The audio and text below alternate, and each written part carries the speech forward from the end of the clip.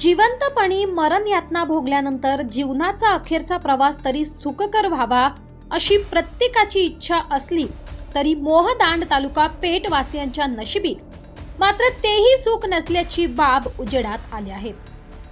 गावात बांधलेले स्मशानभूमी शेड अत्यंत निकृष्ट दर्जाचे असून दस्तूर खुद्द सरपंच सुनंदा भडांगे यांनीही या कामाला विरोध केलाय, तर संतप्त गावकरीही हे शेड उखडून टाकण्याच्या तयारीत आहेत। मंत्री नरहरी झिरवाळ यांच्या मतदारसंघात आणि त्यांच्याच ठेकेदाराकडून अशी निकृष्ट कामे होत असतील तर दाद मागायची कोणाकडे असा प्रश्न गावकऱ्यांना पडला आहे।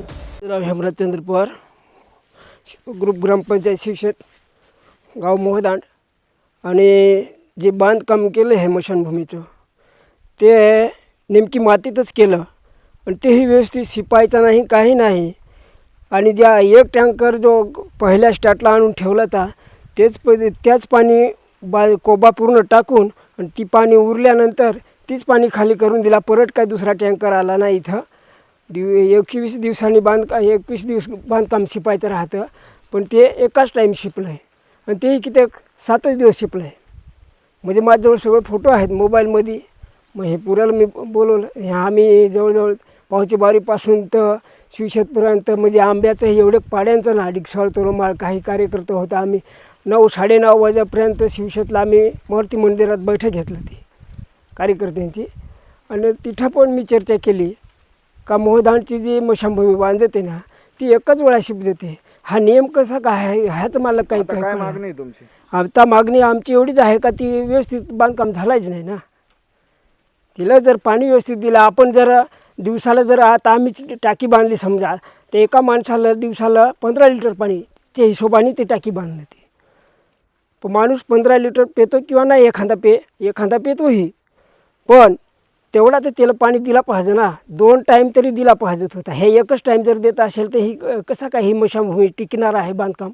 हां, नाही तर मग त्यांनी ते आता पाडायच लागेल, कारण ते वर तसाच ठेवला तर ते काही उपयोगाचाच नाही आहे ना।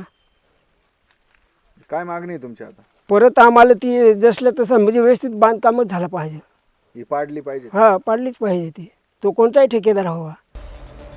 गावात स्मशानभूमी नसल्याने शिवशेत ग्रामपंचायतीने स्मशानभूमी बांधण्यासाठी जिल्हा परिषदेच्या ग्रामपंचायत विभागाकडे प्रस्ताव पाठविला होता। ग्रामपंचायतीने ठक्कर बाप्पा योजनेतून हा प्रस्ताव मंजूर केला।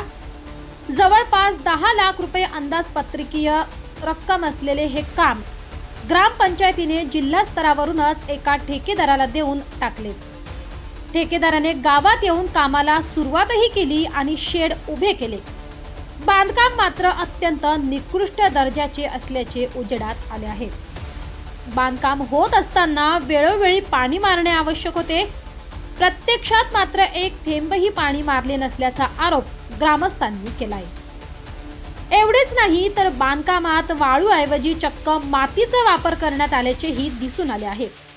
नुकत्याच बांधलेल्या या शेडमध्ये मोठमोठे खड्डेही पडले असून पाय ठेवताच भुसभुशीतपणाही दिसून आलाय।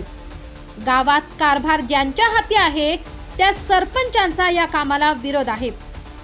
काम नेमके कधी मंजूर झाले, कोणत्या ठेकेदाराला दिले यापासून सरपंचाबरोबरच ग्रामसेवकही अनभिज्ञ आहेत।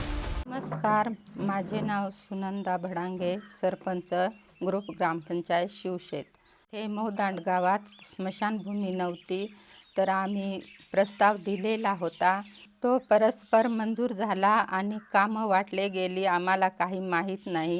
ठेकेदाराने नारळ फोडलं आणि काम पण चालू केलं, आम्हाला त्याच्याबद्दल काहीच माहिती नाही। काम एकदम निकृष्ट दर्जाचं झालेलं आहे आणि तिथे पाणी पण मारलेलं नाही आणि एकदम कच्चं बांधकाम आहे। त्यामुळे ती इमारत पाडण्यात यावी आणि आम्हाला नवीन बांधून देण्यात यावी। मंत्री नरहरी झिरवाळ यांच्या ठेकेदाराने हे काम केले असून ते दर्जाही नसल्याने शेड पाडून पुन्हा नव्याने बांधकाम करण्याची मागणी सरपंचांनी केली आहे। तर संतप्त झालेले ग्रामस्थ तर स्वतःच हे शेड पाडण्याच्या तयारीत आहेत। उत्तर महाराष्ट्र न्यूज नेटवर्कसाठी सचिन आव्हाड, पेठ।